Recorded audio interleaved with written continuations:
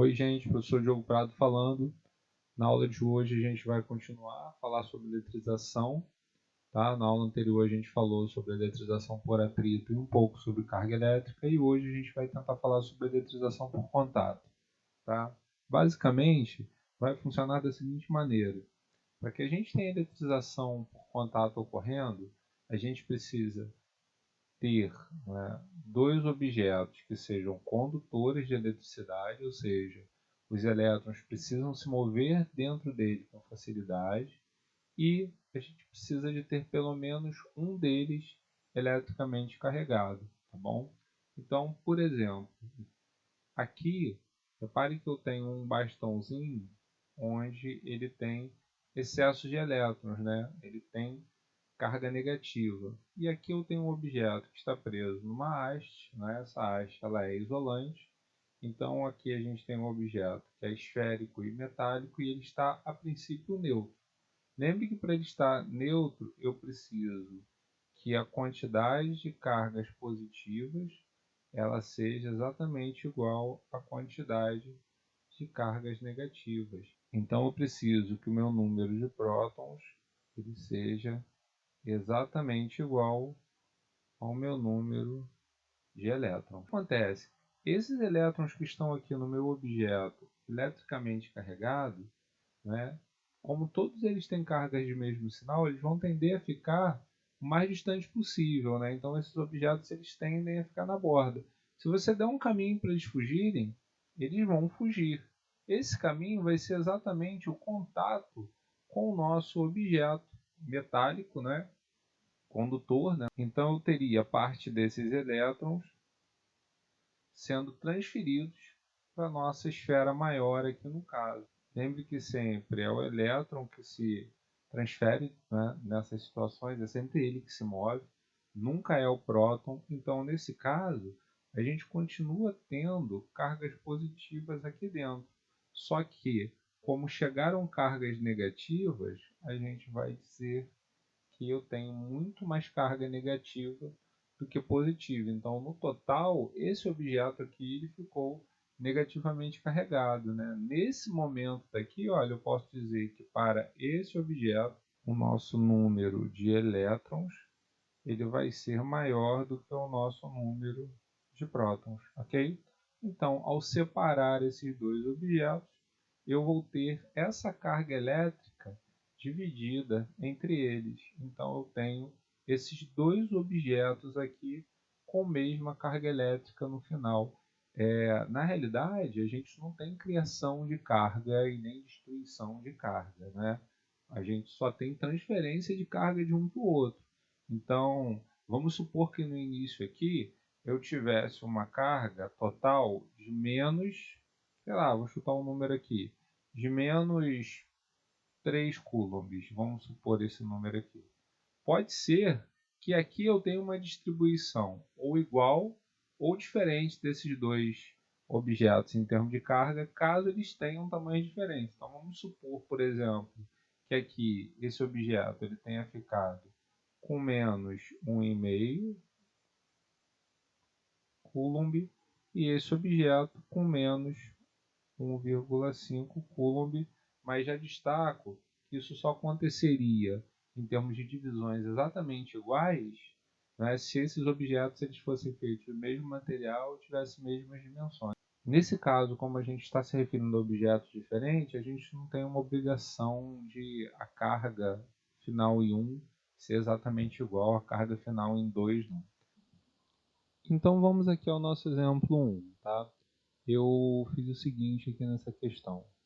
Considere duas esferas com dimensões iguais. Então aqui a gente vai ter uma esfera A com carga de 8 milicoulombs. Então na realidade, vou colocar aqui uma esfera, tá? Vou trazer essa esfera aqui para o cantinho para ficar bem organizadinho. Então aqui a gente tem, olha, que a carga, né? Lembre que a gente usa letra Q para carga, ela tem um valor de 8 milicoulomb, tá?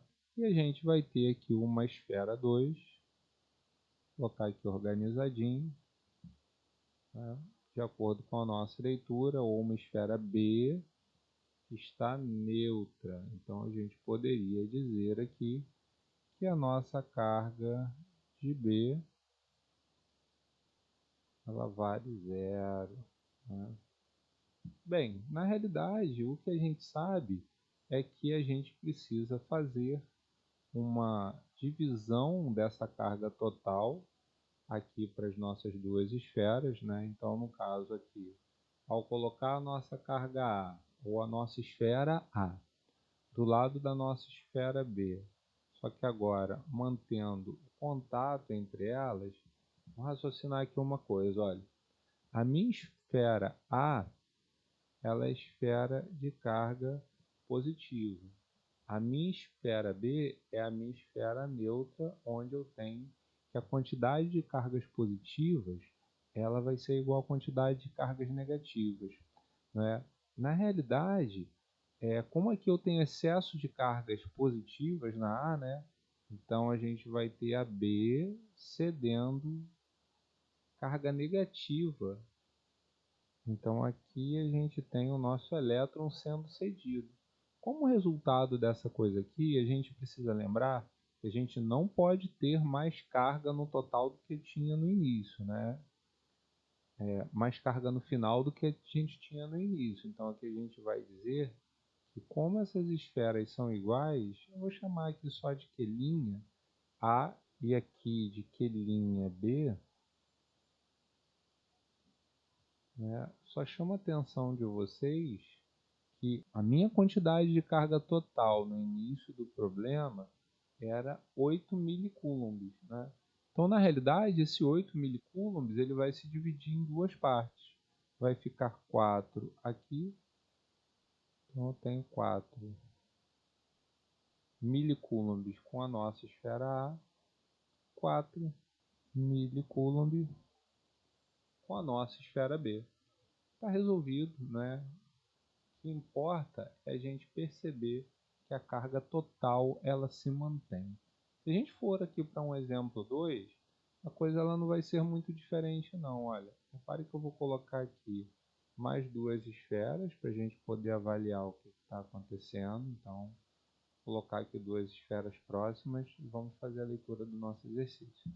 Considere uma esfera A com carga de menos 4 nanocoulombs, ou seja, para essa situação aqui, a gente vai poder dizer que a carga da nossa esfera A ela vai ser menos 4 nanocoulomb, né? E aqui, né, se a gente for continuar lendo a questão, será colocado em contato com uma esfera B com carga de mais 10 nanocoulombs. Então, vamos parar para pensar aqui, que agora é um pouquinho diferente, tá? Então, a gente vai dizer que a nossa carga de B ela vai entrar com o valor agora de 10 nanocoulombs.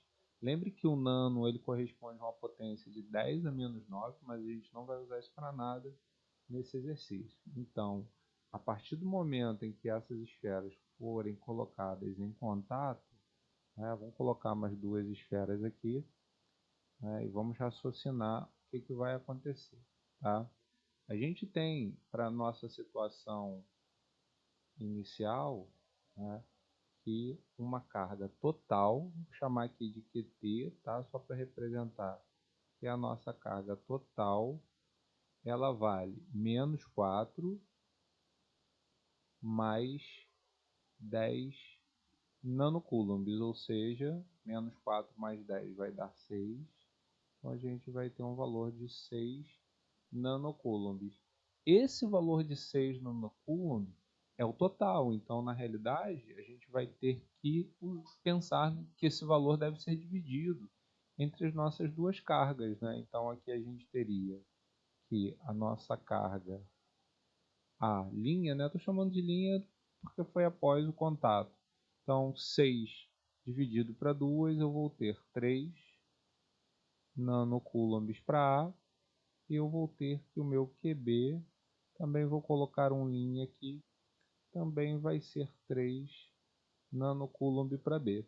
Então repare que aqui, olha, a gente vai ter que a nossa carga total de 6 nanocoulombs, que está aqui marcada, ela continua sendo registrada ao final, olha, com o valor Q' total, tá?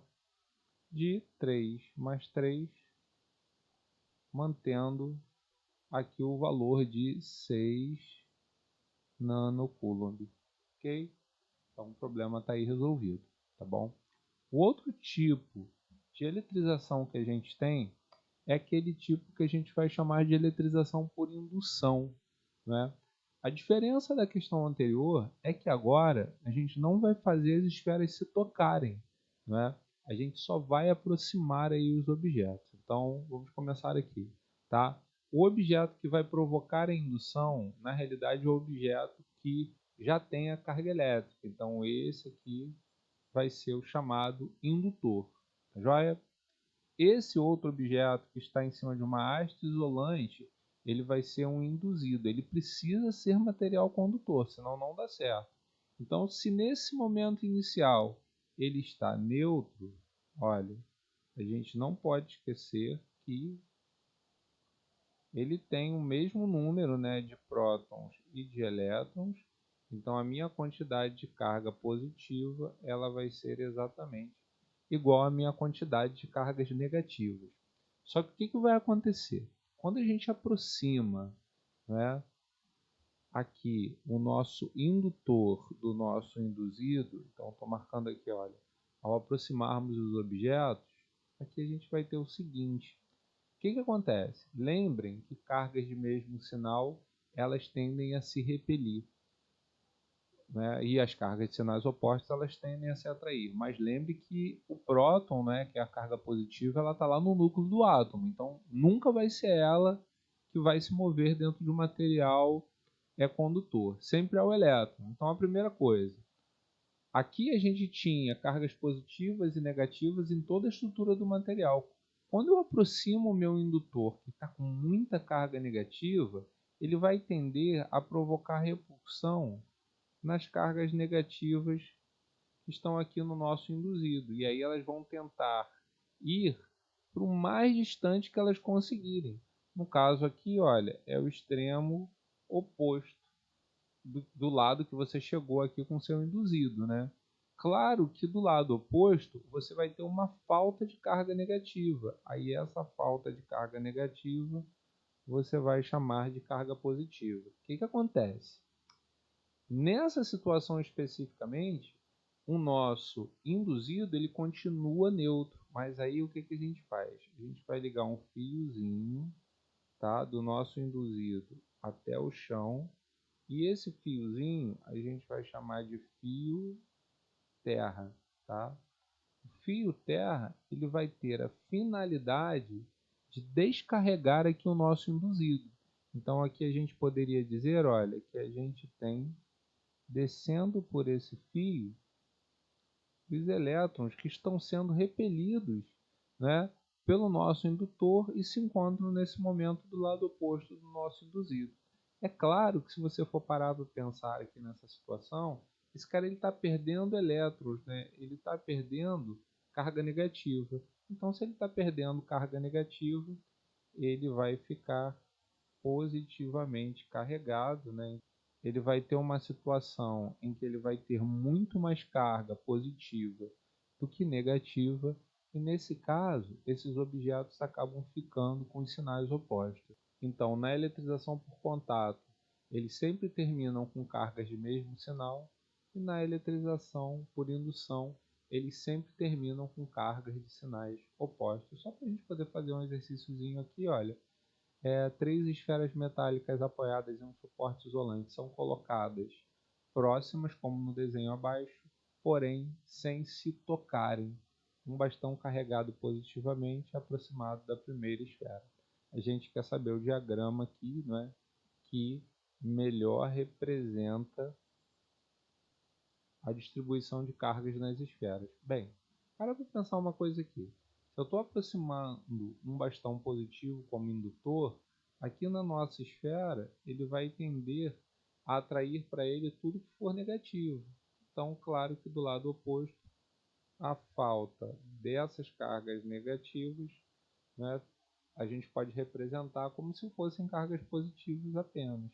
E é claro que do lado de cá a gente acaba tendo o nosso sistema de referência exatamente igual. Olha, as cargas negativas tendem a ser atraídas pelas positivas e a falta de carga negativa vai ser representado como carga positiva. Mesma coisa para o último objeto, então aqui a gente tem menos, menos, menos, né? E do lado oposto a gente tem mais, né? Então aqui a gente fez uma separação de carga. A opção que responde isso daqui para a gente, né, seria a letra A. Só um comentário: esses objetos que a gente está representando aqui, né, essas esferas, elas continuam neutras, tá? Elas não sofreram processo de eletrização por indução. A gente aqui só conseguiu fazer a representação da separação de cargas. Não se esqueça que para a indução ela acontecer de uma forma completa, a gente precisaria aí necessariamente acrescentar o fio terra. Tá bom, gente? Então, por hoje é só. Vou deixar uma sequência de exercício aí para vocês praticarem. Espero que eu possa ter ajudado e que vocês possam ter uma boa semana. Um abraço.